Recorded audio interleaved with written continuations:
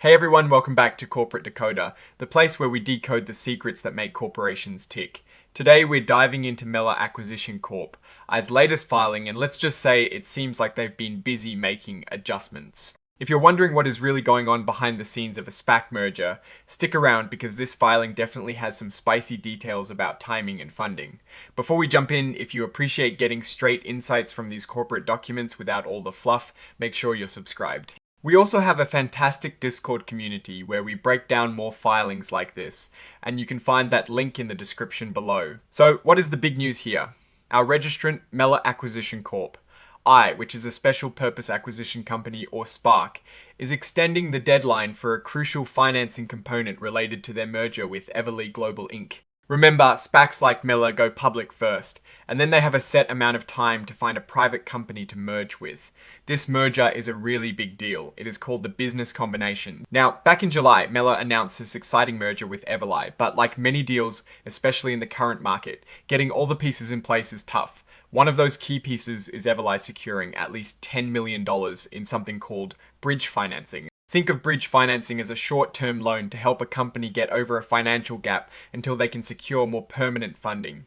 If Everly could get this money, they could have actually walked away from the deal. Well, things were looking a bit tight. The original deadline was set for the 30th of September of this year, 2025. But in a filing dated the 2nd of October, we see that the parties agreed to push that deadline back to the 21st of October. This extension gives Everly a bit more breathing room to secure that $10 million.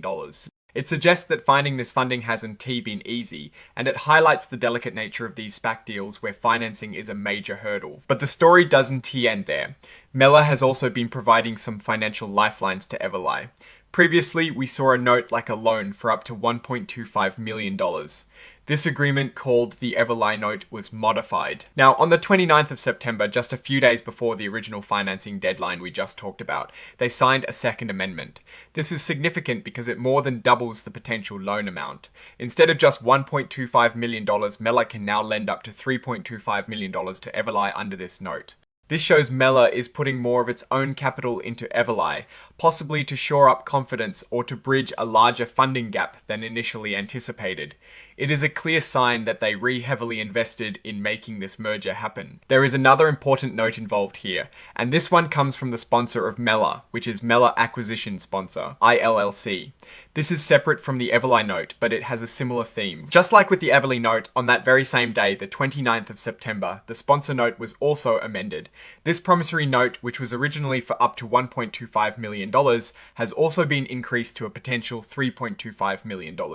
This means the sponsor is also injecting more capital, or at least agreeing to a larger potential debt commitment. This dual increase in both the Everly note and the sponsor note suggests a coordinated effort to ensure sufficient liquidity or to meet certain financial conditions required to keep the merger on track. These amendments to the promissory notes create direct financial obligations for Melar. Essentially, Melar is increasing its own commitments and potential liabilities to facilitate this merger. For a SPAC, which is essentially a shell company until it merges, these financial maneuvers are critical to its survival and the success of its business combination. Now, it is important to remember that this filing is just an update on specific agreements. The full picture of the merger and how it will be structured will come out in a registration statement on Form S-4. Think of this as the main prospectus that will be sent to shareholders for their vote. It will contain all the details about the combined company, the financials, and the risks involved. Shareholders will need to carefully review this document when it is available. The company themselves are reminding everyone that this report is not a proxy statement, and it is not asking for your vote yet. It is just a heads up about some important changes to the deal terms. As with most filings of this nature, there is a section dedicated to forward-looking statements. This warns investors that many of the statements made in the report are based on current expectations and assumptions about the future, and that actual results could be very different. This is pretty standard legal language, but it is a good reminder that the future is always uncertain, especially in the volatile world of SPACs and mergers. The company is being very clear here that these are projections and not guarantees. They essentially saying that while they expect certain outcomes, a lot can happen that could change things dramatically. They pointing to a future risk factors section in their main S-4 filing where they detail all the potential pitfalls. Importantly, They re-cautioning investors not to place too much faith in these forward-looking statements and that past performance is not an indicator of future results. For a SPAC, which doesn't have a long operating history of its own, this caveat is especially crucial. Finally, we have the list of exhibits filed with this report. This includes the actual amendments to the merger agreement and the promissory notes. These are the legal documents backing up everything we've discussed. Here we have the first amendment to the agreement and plan of merger. This is the document that officially extends the financing deadline. And this is the second amendment to the Everlie note, showing that increased loan amount. This is the second amendment to the sponsor note, detailing the sponsor's increased commitment. And finally, the cover page interactive data file, which is standard for electronic filings. So, what is my take on all of this? Melar Acquisition Corp. I, like many SPACs, is navigating a challenging market.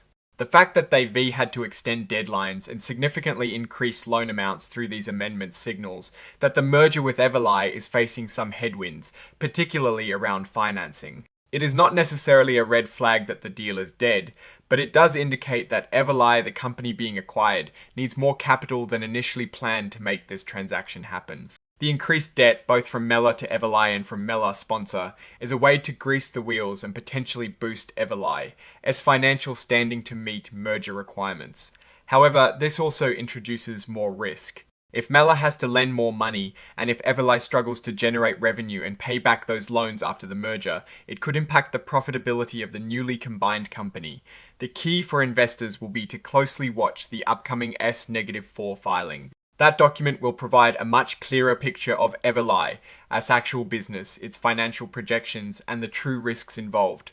Based on these amendments, I say the direction is towards a more heavily leveraged combined entity, which in a tough economic climate always warrants caution. The opportunity here is that if Everlie can prove its business model and the merger goes through, this increased financing might be just what it needs to succeed. The major risk is whether the market will ultimately support a company with these higher debt levels, especially if Everlie's business performance does immediately justify it. In conclusion, this filing is a snapshot of Melar working hard to keep its merger alive by adjusting terms and injecting more capital.